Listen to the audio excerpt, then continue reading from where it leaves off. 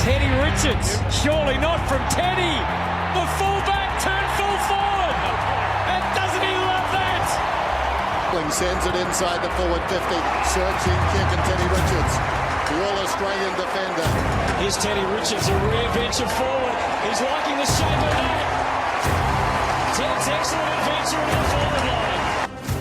Welcome back to Finance Friends, your personal seat at the table with leaders shaping the financial world.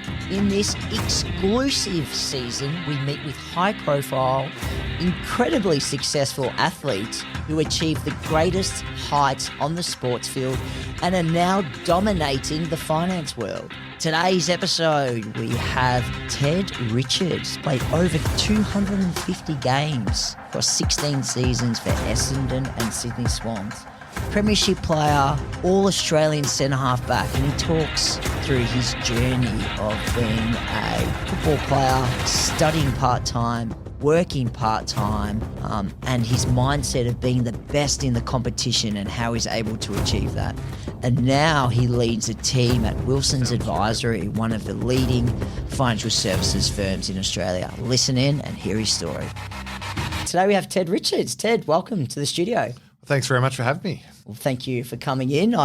You're a busy man. You mentioned you're off to a conference in Adelaide during the week. Well, talk to me about that conference. Yeah, so I wear two hats in my role at Wilson's Advisory, one of which is managing and leading the private wealth team here in Melbourne. I've got advisors but the other hat I wear is I've got a book of clients as well that I work with. So over there it's probably a bit of both. It is getting out and meeting some advisors over in South Australia, but also the opportunity to speak in front of some high net worth investors about our thoughts on the market and what we're doing to position portfolios around current events. Yeah, so your role is Head of Melbourne at Wilson Advisory. So you look after your own clients. You're a financial advisor, an investment advisor, is that right? Yes. So, I work with high net worth individuals, families, family offices and not-for-profit organisations. I have a team where I've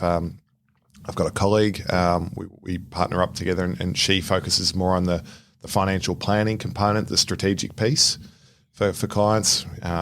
So I'm sure many listeners will be familiar with that, but for those not aware, what entities are we going to invest? What cash flow requirements? What liquidity they may need? And my role is the investment piece. So related to that is finding someone's risk profile, getting the right asset allocation according to that. And then once the asset allocation is determined, investing across managed funds and direct equities, both domestic and global, to build out a portfolio for them that meets their goals and objectives. Yeah, so you look at a client and every client would be very different in terms of their needs and objectives and their risk profile and what they are seeking to return. Yeah, so there's a line that people often use for family offices, but it's relevant for high net worths too, is you've seen one family office, you've seen one family office. A lot of high net worths have different goals and objectives. So for some of my clients right now, it is investing for the future generations, and there is no need for the funds right now, whereas there are others that are in a similar situation that actually are after the income because whether it's bank of mum and dad, and gifting some salaries to the younger generations, or it's the need for liquidity to pay sizable land tax that they may have in investment properties and holiday houses. There's different goals and objectives along the way, and I help position the portfolio to ensure that they can be met. Yeah. And how often would you meet with your clients to give them an update on what's happening on investment markets, an update on their portfolio? Yeah, well certainly speaking frequently, particularly if there are times of volatility, and depending when this podcast may be listened to, depending what Trump may or may not have said, and the policies around that. But yeah, try to catch up with them at monthly or quarterly to check in with them.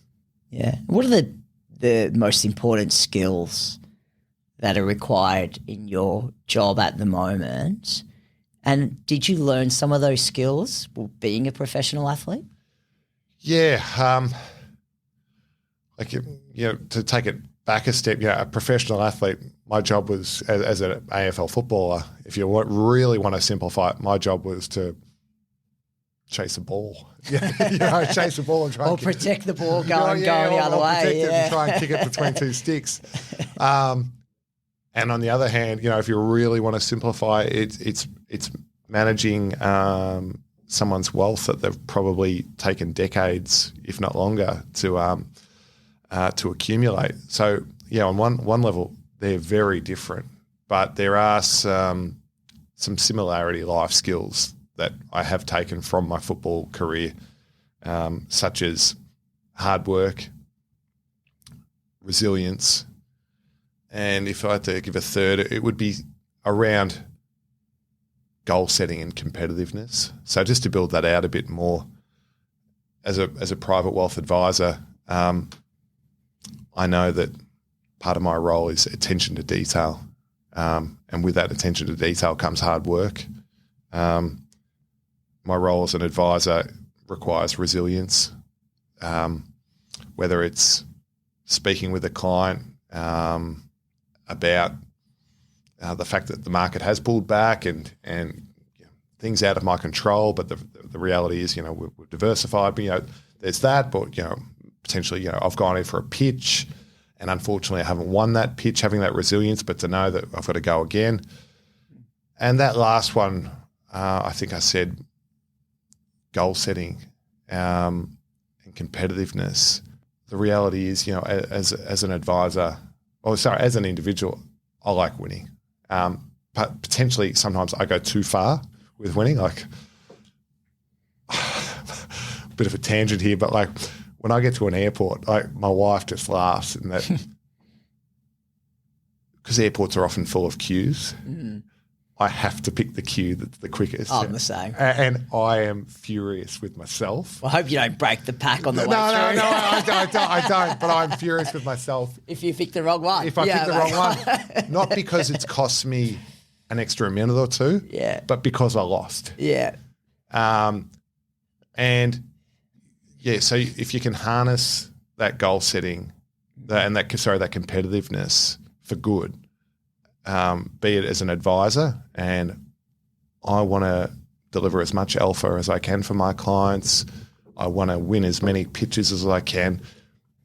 That's the good side, but there is a negative side to being competitive in that there's a flip side to that coin. Sometimes you just can't turn it off. And, when I was playing, and I'm not the only, sometimes, you have a bad loss. You can't sleep that night because you're just replaying all these times when Nick Rewald or someone like that might have kicked a goal on me, and I just wish I had that contest back. So you talked about goal setting. I want to bring it back to your time in football. Did you have an individual plan that your coach would run through with you, or is it more at a team level? Like, obviously you reached the ultimate success of being an AFL premiership player. Was that set by the coaching staff, or is that more you as an individual that you wanted to play 22 games and you want to play finals? Yeah, so I was fortunate enough to play for 16 years, and 5 of those were at Essendon and 11 were at the Swans. And pretty much every year there is some form of goal setting. There is some form. But I think where goal setting is different, where people fall short often is they'll either think it, or perhaps they'll write it down and then it'll stop there. So I can remember a goal of mine, in my first year of football as a 17-year-old, was to be more confident when I play on the field. Like, what is Very that? qualitative. Yeah. Like, how do you do that? How do you measure that? So over the course of my career, it was actually, if we've got time, I'll tell this story. It was 2010. I had a bad year of footy. So were you playing at So I was at the Swans. I was at the Swans, and we didn't get off to a good start that year. And I got dropped, call it round 2 or round 3. And I actually looked ahead to see who the Swans were playing. It was like the bottom 3 teams the next few weeks. And I knew straight away we're going to smack those teams. and it's going to be very hard for me to get back in for a while. So I worked my ass off and everything like that. No, I was out of contract, which made me even more nervous. I got my way back in, and at the end of the season, I had an okay season, and fortunately, I was offered a 1-year deal, which got me an extra contract. But I can remember thinking at the end of that season, I've got to do things a bit differently this year. And around that time, I read a book called Good to Great, which I'm sure listeners will be familiar with. And in that book, there's a couple of themes that I stole, which when it came to goal setting, I really utilised. One was this. I love this parable through the book about the hedgehog and the fox. For those not familiar with this, the fox tries to be good at everything. And that's what I was trying to do as a footballer. I was trying to be good at everything. Whereas the reality is that's very hard, if not impossible. There's only, the 0.1% of people that can do that, right? The more sensible strategy is to try and be the hedgehog that's good at one thing, and that is, for a hedgehog, it's rolling up into a ball full of spikes. What a fantastic defensive mechanism. So you're probably wondering, where am I going with this? Anyway, I decided I was going to, instead of trying to be someone that could play every position, I'm going to try and be the best centre-half back in the competition. So I'm not going to try. I am going to be the best centre-half back in the competition. And related to that, throughout the book, there's the big, hairy, audacious goal theme that runs through the book. And I decided my big, hairy, audacious goal, my BHAG, would be is I'm going to be the best defender in the competition. So I set that down and wrote about it. And why this is similar, related to the earlier answer I gave, is that when I was 17, I did goal setting, and I wrote down, have more confidence in myself, believe in myself more. And that's where it stopped. Whereas when I wrote down, I'm going to be the best defender in the competition, I kind of had a bit of a way that I was going to do that. And that is, I'm just going to tell myself that I'm the best defender in the competition over and over every day. I'm going to visualize myself being the best defender in the competition every week before I go and play. To be honest, at first, I struggled a bit with it because I'm like, it wasn't that long ago I was playing in the twos. I'm on a 1-year deal. There's so many reasons why I am so not the best defender in the competition, but I controlled my self-talk and I just went over and over it again. And what ended up happening was when I went into games, it was like I'd seen this movie before. I was like, I believe I am the best defender in the competition. I'm going to go out there and I'm going to dominate. And ended up having the best year of football of my career. And we won the premiership, got all Australian, and my career really took off from there. Yeah. So you changed your mindset. Yep. And your mindset was from being I want to be good at everything to I'm going to be the best defender in the league, and I believe in that outcome. And were there certain say the mechanics of it? Was it your speed? Was it your ability to jump and spoil? Was it your physicalness? Were there some metrics, some mechanics behind that you really focused on and set goals there? Like, bench press, certain amount in the gym? Yeah, I did reflect on myself as, well, if I am a defender, so if I am going to be the best defender in the competition, how do I compare to the other good defenders in the competition? At the time, that was the likes of Matthew Scarlett, Darren Glass, Ben Rutten, and I've kind of did a bit of an audit. Well, how do I compare to those? And one thing I picked up is similar height, similar speed, but they're bigger and stronger than me. They're in a one-on-one against Nick Riewoldt, Jonathan Brown, whoever, Pavlich, whoever was the best at the time. That's where they're really good at. So I did focus in spending more time in the gym. Made a bit of a pact to myself. I wouldn't do another goal kicking session again. Because so often, we all just kind of go out there and do. It's hard not to. I know, that's what you do as a kid. I know. It's a bit of fun, but I was like, it makes so much more sense for me to get someone just to kick high balls at me and I practice smashing them away as far as I can than for me to practice snaps from the boundary 20 metres out. Anyway, that's a bit of a tangent. But, yeah, I did do an audit of myself, spent more time in the gym, put on some size, got my strength up. But to be honest, if I had to kind of pinpoint to one area, it wasn't the physical attributes. It wasn't the mechanics. It was more mental. And I am of the view right now, not that, even though I've been out of the industry for a while, every AFL team, and if you're not an AFL fan, like every professional sporting team, they all have hard pre-seasons. I don't like if you try and do a harder pre-season than someone else, maybe you might be able to get a 1 or 2% advantage here or there. But where I do think advantages lie in competitions, professional sporting competitions, is the mental side. There are teams that go out there on the weekend and are far more confident in their own ability and the team's ability to win than others. Now, I'm not sure when this podcast is going to be released, but at the time of recording, you look at Hawthorn when they run out, or a Brisbane Lions, and they look from the outside to me that they are very confident they're going to win.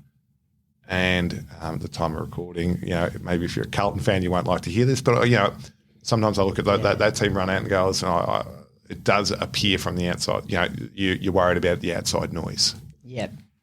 It's hard not to see that from when you're watching the game, the players and their mannerisms and simple things. Like I coach a social men's football team. If you want to have a kick, Ted, we got room for a couple more. Richmond Central's thirds. Okay. Yeah.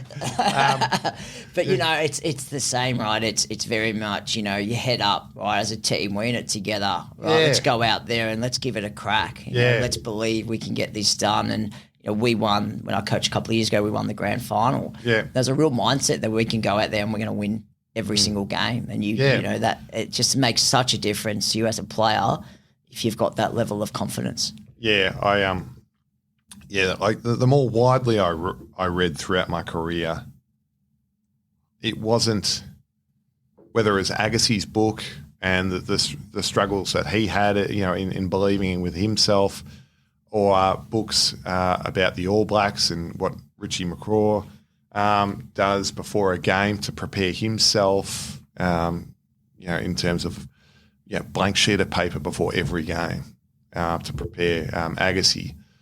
He has the self-doubts before every game, but he goes through a routine whilst he shaves his head before every tennis match. He starts the process off with the what-ifs, and over the course of the next hour, he controls his self-talk and goes out there and goes, I can win now. So, I am a big believer in the mental side, whether it is related to football or it is also related to your work and your KPIs, goal setting, resilience, the markets, whatever it is related to your role. Yeah, because let's talk about your role now, because you need to be resilient and focused. If markets do come off substantially, sticking to that goal, because it's easy to get caught up in what the media is saying about markets dropping off and lose sight, and then, end up selling at the bottom. Yep. And then miss the bounce. Yep. So you must be spending a lot of time educating your clients around, sticking to the investment strategy. We've got the diversification in place to ensure they're not, making the wrong decisions at the wrong time. Yeah. So that's there's soft skills there, empathy, but I guess the life skills from football is the fact that these calls and these conversations, they need to be made. You need to get out there. Part of them is an update. The other is to reinforce the conversations that we had when these portfolios were set up, ensuring that the clients are invested appropriately for their risk profile, they're diversified, and often it is just a reminder that they're on track to achieve their objectives and goals. Yeah. And do you have much to do with the AFL at the moment? The AFL, it's a very broad church. Yes and no. So I'm involved in the Players Association. I sit on the AFL Players Association Investment Committee. So that's a part of the industry. But What does that involve? okay, part of a player's salary is put aside each year for their retirement fund, and that retirement fund, whilst a player, they've accumulated that gets invested, and that grows over time, and then when the player retires, they'll receive distributions from that for a set period of time, depending on how long they played for. So it's effectively like a superannuation fund for players? Yeah, but it's to assist with the transition as opposed to, retirement when someone's 60, 65. This is to assist with the transitions. Let's say someone is lucky enough to play until their early 30s. This would kick in when they retire and go for about a 10-year period to ensure that as they're transitioning their career, they can meet their cash flow needs. Yeah, so transitioning to their next career. Yeah. So there's that, but other than that, I'm very much a fan of the Sydney Swans and still got a soft spot for the Bombers. So I try to get to those games, and fortunate enough that through my time I do get invited to the odd event, and I love getting along to those. Yeah, and what about the premiership reunions? Is that the best as a past player that's won a premiership? Yeah, because I know I've played in a local footy team. We've won grand finals, and for me that's the most fun. Catching up with the guys, very different. Obviously, you're a professional athlete, but still catching up with guys that I might not have seen for 2, 3, 4, 5 years, and reminiscing of that year that we won the flag. Yeah, you're right. So played at Essendon for 5 years under Kevin Sheedy, and while Sheeds and I didn't get along from time to time, there is one thing that I remember that he said, and he was right, is one of the best things about premierships are the reunions. I played lucky enough to play in 3 grand finals, lost 2, won 1. That was 2012. So we had our 10-year reunion in 22, and it was kind of a bit like going back to the first day at school. Some of these guys I haven't seen in 5, 6, 7 years, and then within 2 minutes, it's like we're just playing again. Like the banter, the abuse. They're like HR would have been very concerned about some of the conversations, but it was like we're 22 again. In the club rooms, reminiscing. And don't get me wrong, part of it was you remember this win or remember something like that, but more often than not, it was stories from it was the little things, the pranks. The pranks, and that is certainly the camaraderie of working in an environment like that is something that I miss. But in saying that, it is something that I'm doing my best to foster where we are at Wilson's Advisory and our private wealth team there. So whilst all our advisors have their own business that they focus in on, I'm trying to ensure that we've got a level of camaraderie and an environment that people can kind of bounce off, and there is a level of team support just to ensure that we all have our days when it's harder to get into the office, but I want to have an environment where you can feed off the energy of the room too. Fostering that positive culture. Yep, exactly. Yeah, no, that's great. So we've spoken a lot about your time as a player and also your time as a professional. Was there a time when you were at high school as a 15-year-old or 16-year-old where you thought, I'm going to be a professional footballer? I don't think it was a line in the sand where I didn't think that and then all of a sudden I did. It was more of a transition. What happened was when I was 15, I got picked in the Victorian under-15 team, which was a significant achievement. So that was where something that probably started to become a bit more real. And that's where I probably started to give up on summer sports to focus in on football throughout summer. And then I had a good year when I was 17, and clubs started to want to catch up with me and check in with me throughout the season. And I thought, I'm possibly a chance here. Yeah. And how much time because you're at high school and obviously you're studying, how much time do you allocate to studying versus trying to get better as a 16, 17-year-old with the goal of being drafted? Yeah. I know it's a long time. No. Like it's. I don't think it was too binary. You had to pick one or the other. Like I had to make sacrifices along the way, and certainly didn't have the social life that some of my schoolmates had, that year. But I worked hard when I was at school and around that, and I worked hard when I was on with football. And I think probably comes back to some goal setting, which I touched on before. Is yes, I did want to get drafted that year, but equally at the same time, I also wanted to do commerce at Melbourne Uni. So it was going after both those goals pretty hard. Yeah. So then you obviously selected through the draft to go to Essendon. How far into your professional football journey did you start? Like how many years in then you started to study, because you did a Bachelor of Commerce, is that right? Yeah, so I started straight away. So I played football professionally for 16 years.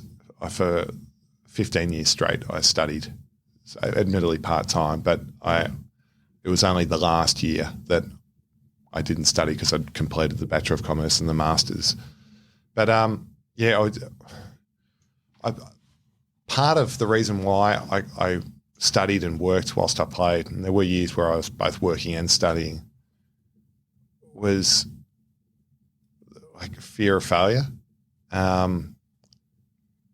Some people in there listening in might be aware of this, but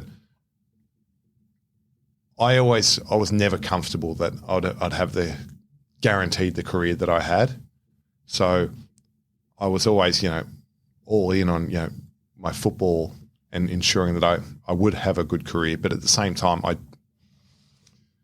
on the days off, I wanted to spend that studying, just on the odd chance that, if I did get a tap on the shoulder and say, Ted, you're cut from the squad, that I would have something to fall back on. And I'm lucky to, parents that encourage that, but I'm also lucky that when I was at Essendon, there were guys that I looked up to at that club, the likes of James Hird, Chris Heffernan, Mark Bolton, Scott Lucas, and on their days off, they were premiership players at Essendon. On their days off, they went and studied or worked. And I was like, well, if it's good enough for them, it's good enough for me as a 17-year-old. Yeah.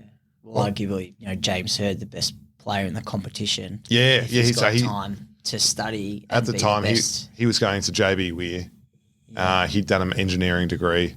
And I was like, well, there's a quote by Isaiah Thomas, and sorry for the tangent here. For those not familiar, Isaiah Thomas is this phenomenal basketball player through the 80s and 90s, NBA basketball. The line that he said is, if all he's remembered for is being a successful basketball player, then he's failed with the rest of his life. I was lucky enough to play football till I was 32, 33. Hopefully I can live till I'm 90 plus. I don't want the highlight of my life to be something that happened when I was 32, 33. I will love it if I've got equally as exciting passions, goals, and challenges ahead of me. And that's what I'm pursuing. Yeah, no, that's really insightful. And you talked about working and studying while playing. Can you share that journey with us? Your first job as a finance professional, well, maybe not a professional, but maybe as a finance intern, and talk about that journey. And how was it doing your first job? Coming into the office as a professional footballer, but also sitting at the desk and learning about financial markets. Yeah, so I'd completed the Bachelor of Commerce, and I didn't know which way I wanted to go with that. And as listeners are probably aware, in a commerce degree, you're doing management, accounting, economics, marketing, finance. It's a bit of everything. So I started doing some work experience at Citigroup in their institutional research sales area. I'd go in once a week. On my day off, I'd get up at 6:30. I'd be in the office probably by 7:30, and I loved it. Absolutely loved it. And from there, that gave me conviction that I wanted to go ahead and do a Masters of Applied Finance. So I think I started this in 2011 or 2012. On my day off, we get 1 day off a week. On my day off, I'd go into the city and work, and through the nights, I'd study. This is whilst being a professional footballer. It was during those years I played, I was flat out. It was during those years I played the best footy of my life. I don't know why it happened. I didn't have any kids, but I do think it was just I didn't have time to worry about kind of what I might have done in the previous game. Was just kind of get on with it.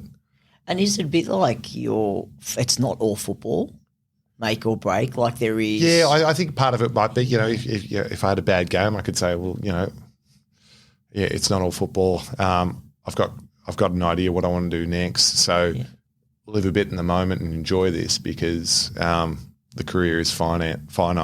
Anyway, just to kind of close that out, I think it was in the second year of working at Citigroup in institutional research sales. So you're on the sell side here. You're speaking to fund managers. Hedge funds, yeah. About research that at the time Citigroup had purchased. What I was getting, I kind of reflect on what I learnt that day. And what was happening was I'd go and meet with these fund managers and I had a really interesting day, but all they wanted to do was talk to me about football. And I was like, I'm not actually learning a lot here. You're teaching them about footy, well, right? just having a chat about footy. So it was after 2 years of doing that I decided I need to get over the buy side, which is just jargon to say, listen, I need to work under a fund manager as an analyst, studying stocks to learn. So I approached a fund manager if I could work under him. He was a gun, and I did that for 4 years. I thought that was the path I was going to go down, to be an analyst. But an opportunity to join us when my footy career ended, an opportunity to join a startup in Melbourne was too good to knock back. So that's took a real pivot. A funds management startup? So yes and no. So it's a robo-advisor. Now, that's a term that many in Australia won't be familiar with or aware of, but a robo-advisor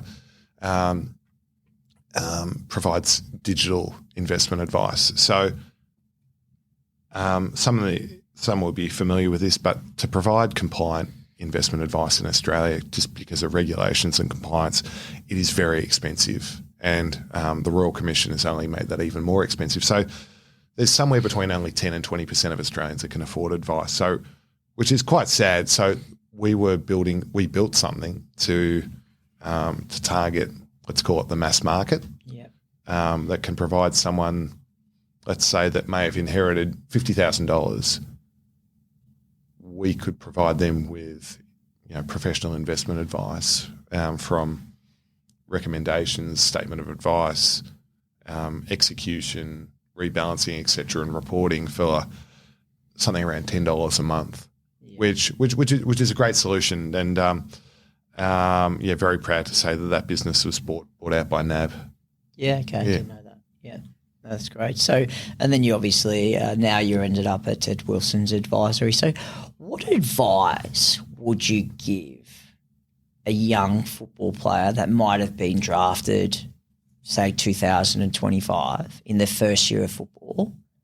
Their mindset is, I want to be a 250 game player, premiership player, the best centre half back in the competition.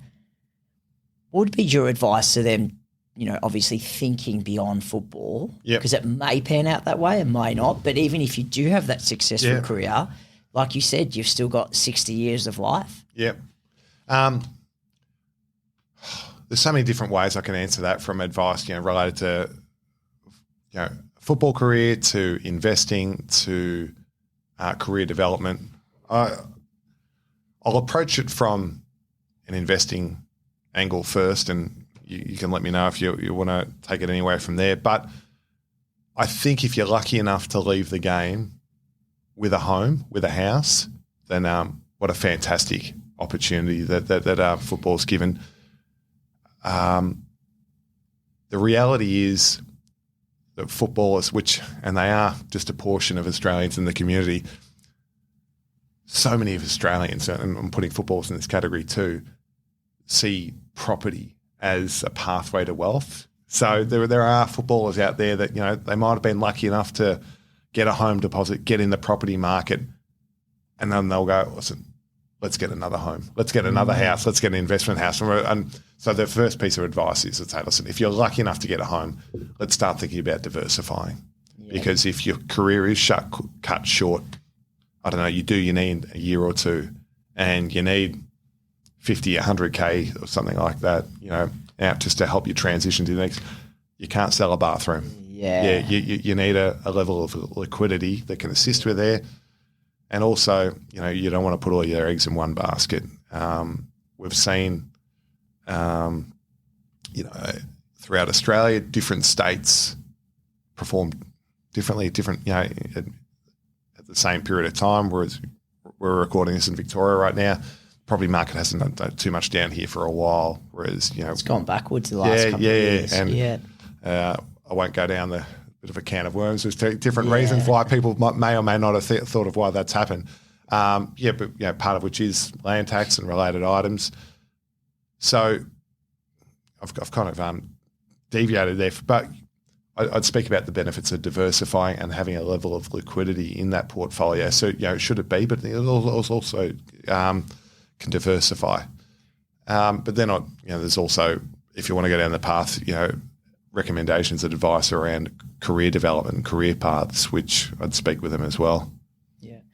And any advice? I've spoken to a few ex-football players that have come to me, or ex-rugby players that have come to me and say, they want to look at going into finance, when they're 32, 33, had a very successful career as a sports professional, but they've done nothing during that period. And I say, well, it's quite challenging because, you're competing against ultimately a graduate, and if you can get some experience along the way while you are in your developmental years of your life, in your late teens, your 20s, try and do that. Would you recommend that as well? Yeah, yes, but I'd probably want to take it back a step, because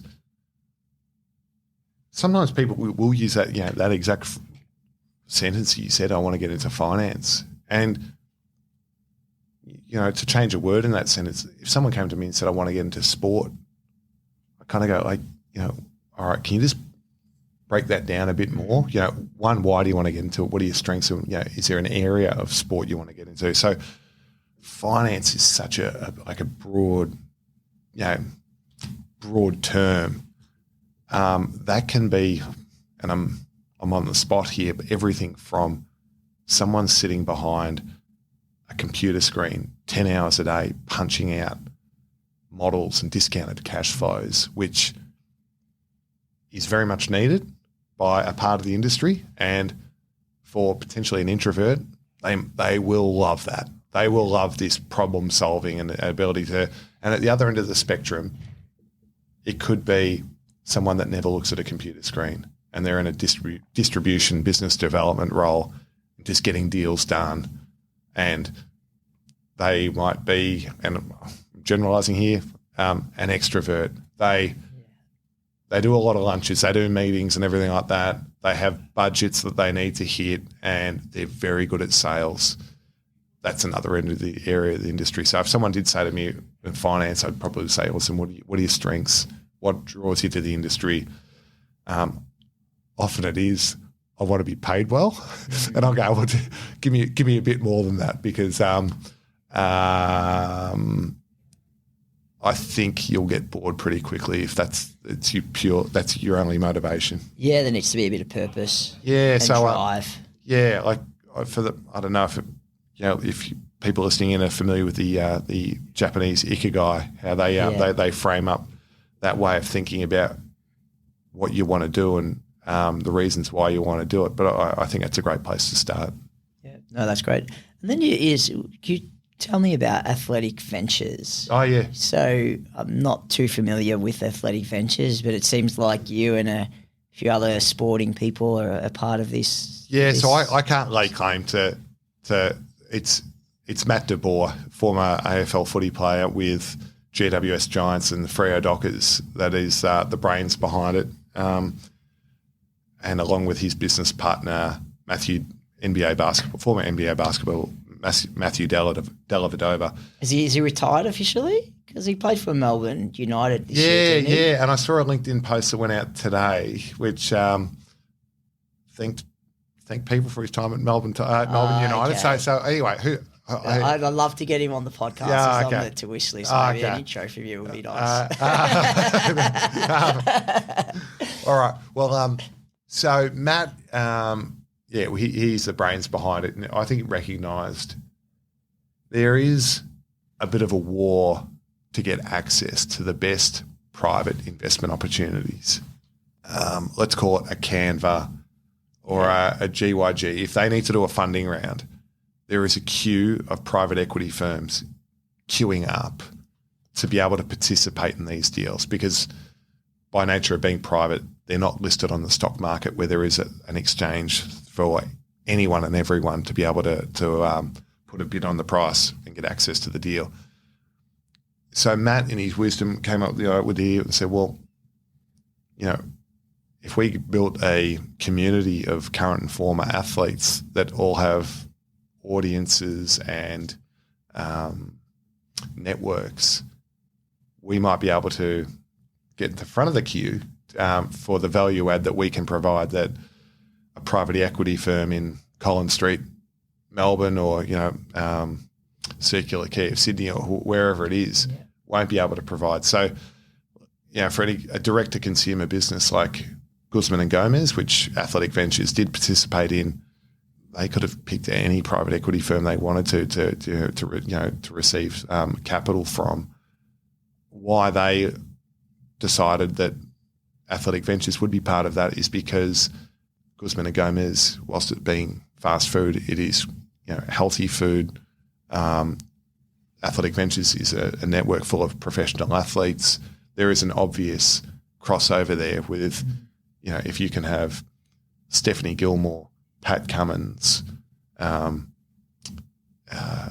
Toby Green chomping away on a Cali burrito, whilst they've invested behind that too. It's definitely alignment. Yeah, there is a real brand alignment there. So, so I'm part of Athletic Ventures. I think they're doing great things, but I'm nothing more than a silent investor as part of that community. Yeah, well, that's really insightful. Thank you for sharing, and that might draw us to the end. I've really enjoyed the chat, Ted, so thank you very much for coming in. Thanks again, Ted. It's been a pleasure hearing your story from a successful professional athlete to a successful finance professional and leading a team in Melbourne at Wilson's Advisory. So thank you. Thanks very much for having me. Cheers.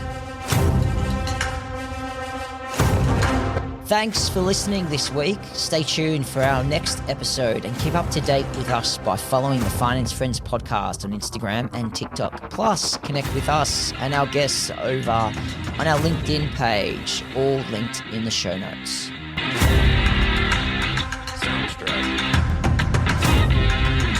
Disclaimer: this podcast exists for informational and entertainment purposes only.